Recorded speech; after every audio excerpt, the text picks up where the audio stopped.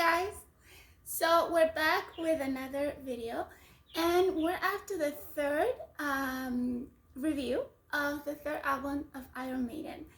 This album is known as one of the 5 best heavy metal albums ever, and this is the album that changed Iron Maiden's history. It took them to the stratosphere of heavy metal. They weren't just a band of the new wave of British heavy metal, they went all the way up. So yeah, you know what album I'm talking about? I'm talking about The Number of the Beast. Yeah, let's get started. Let's dive into it. Okay, so The Number of the Beast, I got my notes here just in case I forget anything, was released in March 22nd, 1982 in London, England, and the producer was Martin Birch. Okay, so the members of the band, and this is my favorite lineup ever of Iron Maiden. We have on the bass our beloved Steve Harris, the mastermind of Iron Maiden. We have on the vocals the addition of Bruce Dickinson, my Bruce. What to say about Bruce Dickinson, the siren. I mean, his voice is out of this world. I'm gonna talk so much about him. Anyway, so let's continue. With the first guitar, we have Dave Murray, second guitar, Adrian Smith, and still on the drums, this would be his last album with Iron Maiden, Clive Burr. So yeah, I love this lineup. So how to start talking about this album? Shall we start with the cover? The cover of this album is my favorite. I mean, Iron Maiden has so many cool covers, but this one is like the best of them. Okay, so the artist is Derek Riggs. He's the one that made all the art for Iron Maiden from the first album to, I think, Fear of the Dark. I think he wasn't with them anymore in Fear of the Dark. So yeah, you can let me know. So anyway, this cover was previously made for Purgatory from the Killers album, but when Rob Smallwood saw it, he thought, this is too good for just a single. This needs to be the cover of the album. And I guess they had in mind already The Number of the Beast. He probably had pre-written some songs, and he thought this is perfect. So what do we have on the cover? We have Eddie, our beloved Eddie, master puppeteering the devil, and the devil is puppeteering another Eddie. So I think the other Eddie would be sort of like one of us, one of the Maiden fans, or just anyone here in the world. And there's someone else puppeteering the devil, which appears as Eddie, but it's sort of like a game for thought. Like, who's the master puppeteer? If the devil is not the one controlling us, who truly is? Yes, food for thought. And one very interesting fact that I love is that Derek Riggs put someone famous in the face of the devil. A very famous Spanish person of that time, well, that was already famous during that time. Do you guys know who it is? He's an artist. He's a painter. Do you know who he is? Yes, it's Salvador Dali. Oh, when I saw it, when I read it, and I saw the cover again, I thought, yes, of course it's Dali. How could I not have seen that before? And yes, I guess Derek Riggs is a fan of Dali because he and Bruce worked together to make the cover of Seventh Son of the Seventh Son, the art of that album, and it's very Dali, has sort of like a Salvador Dali quality to it, and I'm a fan of Dali. And I hadn't seen that before, and now that I see it, I like the art of Seventh Son of the Seventh Son even more, and especially this cover, which is my absolute favorite. Okay, so let's start with the songs. Okay, so yeah, the first song that starts the album is Invaders. This song is one of the 2 songs in this album that has never been played live. I don't know why. I love it. It's the introduction of Bruce Dickinson as the singer of Iron Maiden, and wow, I can imagine the fans of that time loving Paul, being used to his voice, but all of a sudden you get this siren, this voice that seems impossible for a human being to have, and that's Bruce. And oh my goodness, I mean, I think everybody must have fallen in love with Maiden after hearing Bruce sing Invaders. And I love the song. It's about the Viking invasion of Europe, and I love my history. I love Genghis Khan on the last album, so yeah, this one is pretty cool too. I love it. I don't know why it's never been played live. Maybe it's because it's very similar to Aces High, and Aces High is infinitely better. But this one, I mean, they should give it a go. Yeah, I think this one they started with this song to have the really super fast-paced songs to start the albums to get sort of like the adrenaline up. And yeah, I think that's a good idea. Okay, so after that we have Children of the Dam. And Children of the Dam is inspired, you guessed it, from the movies Village of the Dam and Children of the Dam. Yeah, these two movies were in turn inspired by, were basically adaptations of the book The Midwich Cuckoos by John Wyndham.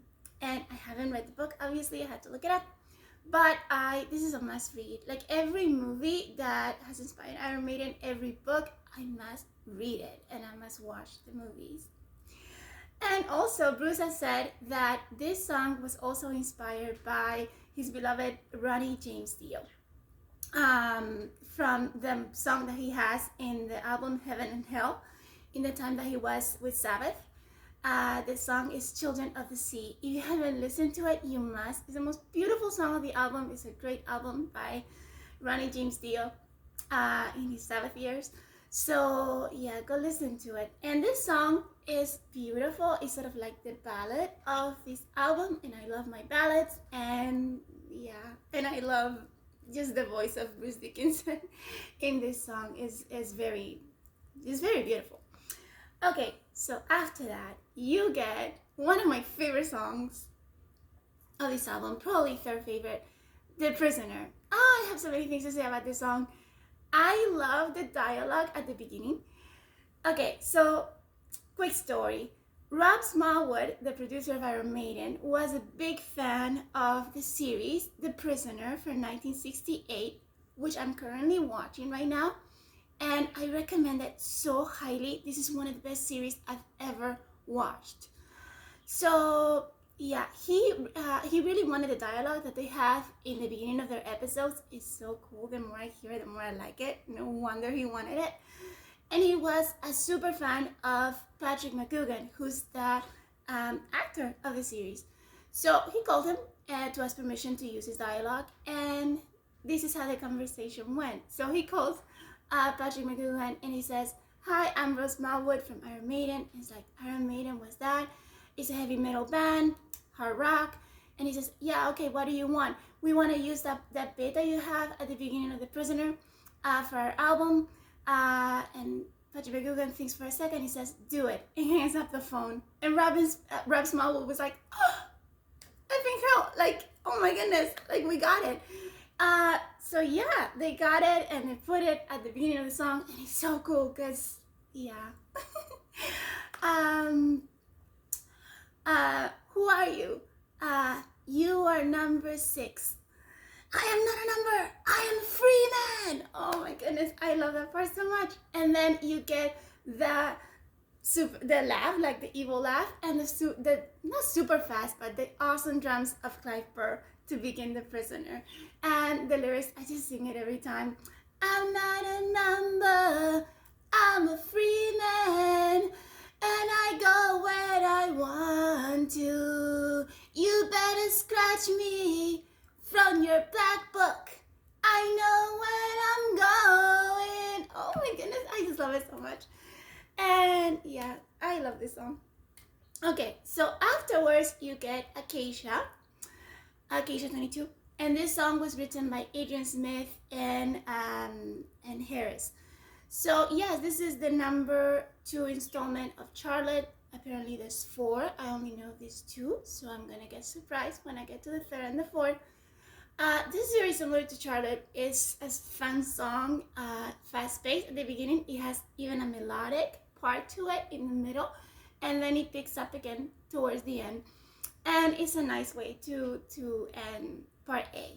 So, if part A was awesome, part B is out of this world.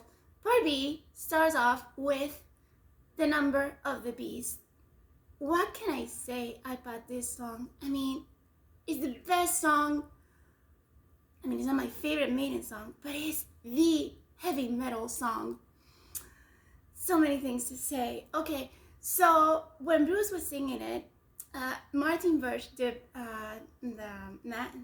producer. Yeah, Martin Birch is the producer. Rob Smallwood is the manager. I think I've called him the producer before. So Martin Birch wanted Bruce to basically have this song be his true introduction to the world. He was basically gonna say, hey, I'm Bruce Dickinson. I'm the lead singer of Iron Maiden. Here I am. And you know that part where Bruce sings, I left alone, my mind was blank. I needed time to think, to get the memories from my mind. That part, he had to sing it 40 times. 40 times. And Martin Birch, he wasn't happy. And Bruce was like, what do you want from me? I keep singing it the same way over and over again. And finally, the 40th time was the charm, and Martin Birch was pleased. And yeah, finally he asked Bruce to do that scream, that yell that he did, and he was like, happily, I'll do it. And we get Bruce Dickinson, the number of the beast. Martin Birch knew what he was talking about. That beginning of the song is amazing. Bruce Dickinson has said that it was as if Martin was, it was as if he was a can, and Martin Birch was the can opener. And once he opened the can, all of his voice was able to get out. And he truly found his sound. Oh my goodness, so beautiful, isn't it? More stories about this song. I have so many things to say. Okay, so the dialogue that you get at the beginning, Rob Smallwood approached Vincent Price, who had made the dialogue for Thriller, the Michael Jackson song, which I really like a lot. And he asked for $25,000. And Rob Smallwood said, yeah, I don't think so. So we're gonna get someone else. And the one he got, I forget his name, was Barry Clayton. He used to work in the radio, and he used to do shows about, you know, like dark stuff and yeah, Revelations and stuff. So they asked him to read Revelations 12, 13, and 18, the lines from it, and he did a phenomenal job. You've heard the song, is so wonderful, and he didn't charge them anything, so great. So yeah, I'm not even done. I'm not even halfway done. So yeah, much controversy around this song, especially in the United States. The number of the beast, are they satanic? Are they going to do sacrifice? Oh no. So yeah, not satanic at all, as you guys know. Harris, his inspiration for this song was watching the movie Omen. He had a nightmare after watching The Omen 2. I had a nightmare after watching The Omen 2. I mean, who hasn't? It's the best horror movie ever. And yeah, so that was his inspiration to write this song.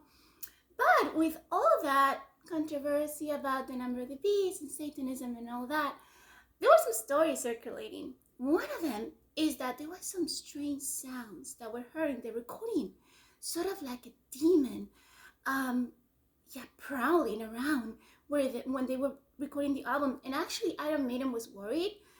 They were like, did we go too far? Was there a demon actually there with us? Turns out that there was in fact someone. It was Steve, the evil one, Harris, who was humming the song, and that's where those strange sounds came from. So yeah, that's a fun story, and apparently it's true. One that is absolutely true is that Rob Smallwood, again, crashed into a van full of nuns, and he had to take his car to the repair shop, of course. So guess how much he was charged? 666 pounds. Yeah. So, I mean, this is completely true. And yeah, I have one last one. The number 666. What does it mean? Does it mean truly the devil? Well, in the dialogue for Revelations, you get um, you get the reading that says, "Let him who hath understanding reckon the number of the beast, for it is a human number. That number is 666. Get it? It is a human number. It refers to a person. So 666 during the time that Saint John the Beloved, wrote the Revelations, referred to the most evil person in the world, which was Emperor Nero.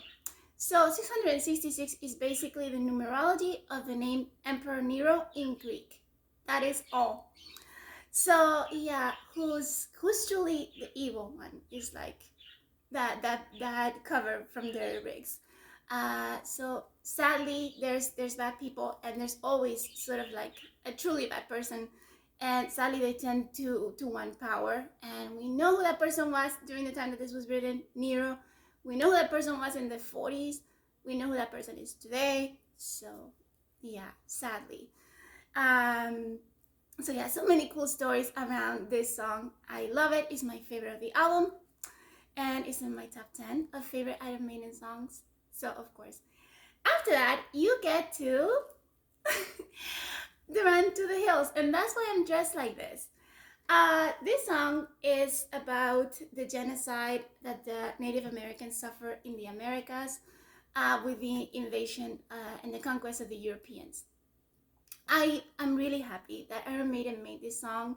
Um, it doesn't matter if your country participated in horrible acts in history. What's important is that you acknowledge it, and not that it doesn't matter, it's horrible that this happened, but it's important to acknowledge it and to say that it was wrong, that it was evil. And this is what this song portrays, the way that the white men thought of the Indians was horrible. And yes, I just wanted to celebrate the Native Americans, and that's why I decided to dress like this. So yeah, this song for me is very important. I discovered Iron Maiden with this song. Okay, so I was around 15 years old. I was watching a special on MTV during the time where there was no heavy metal in MTV. So the special was from 12 a.m. to I think 9 a.m. So yeah, during the whole night. And it was in ABC order. Iron Maiden was the I. It was probably 2 or 3 in the morning. I don't know. But when I heard Bruce Dickinson's voice, when I heard that gallop, that Maiden gallop, when I saw the clips from the movie, everything was so awesome, so out of this world. I used to be a Bon Jovi fan, a Guns N' Roses fan. When I heard Bruce, I was like, who's Johnny and who's Axel? Like, this is it. This is Bruce Dickinson and Iron Maiden. Oh my goodness, I love them so much. This song is so near and dear to my heart. So yeah, love Run to the Hills. After that, you get a song that is not that beloved by the Maiden fans, including myself, and that is Gunlands. The good news is that the band doesn't really love this song, so don't feel too bad if you don't like it. They wanted Total Eclipse for the B-side of Run to the Hills, and they chose Gunlands because they thought that Total Eclipse was going to come right after, and at the end they decided not to include it. They have included it in second releases of the album, but not in the original one. So if you have the second release, or I don't know, the second or third release, you were lucky because you got Total Eclipse. But I'm only talking about the songs from the original release. Total Eclipse is awesome. It's better than Gunlands. I do like Gunlands too, but the other songs are so amazing, so out of this world that it can't compare. So after Gunlands, you close the album. They close the album with an epic, and this is when they started closing their albums with epics, and I think it's so cool. They used to start with really fast-paced songs and close with really fast-paced songs. They change it. They start now with really fast-paced songs, and they tend to close with epics, and I love that. I just love that. So this is Hallowed Be Thy Name. It was written by Steve, and he was inspired by, well, A Man Condemned to Death, makes me think again of my favorite author, Dostoevsky. He was indeed condemned to death, and the Tsar forgave him in the last minute. He felt everything that man in Hallowed Be Thy Name felt. And this is such a beautiful song. Some Iron Maiden fans have it as their absolute favorite. It's not my absolute favorite, but it's definitely way, way, way up there. Definitely the top 10. And Bruce loves to sing it. They love to play it. He feels like he's telling a story, and Bruce is very much into like theatricals and telling a story. It's easy for his voice technically easy for his voice to sing this song. So yeah, what a way to close the album. What rating do I give it? I want to give it a 10 out of 10. But then you have Ganlans, and I'm gonna take 0.25 points from that one. Because, I mean, this album is like one of my favorites, but 9.75. 9.7. Okay, 9.7. So that is my rating for The Number of the Beast. I love this album. I hope you loved it too. And I hope you didn't get too bored hearing me talk about it. And yeah, so rock on. So thank you for watching my video, and hope to see you again next week. Bye.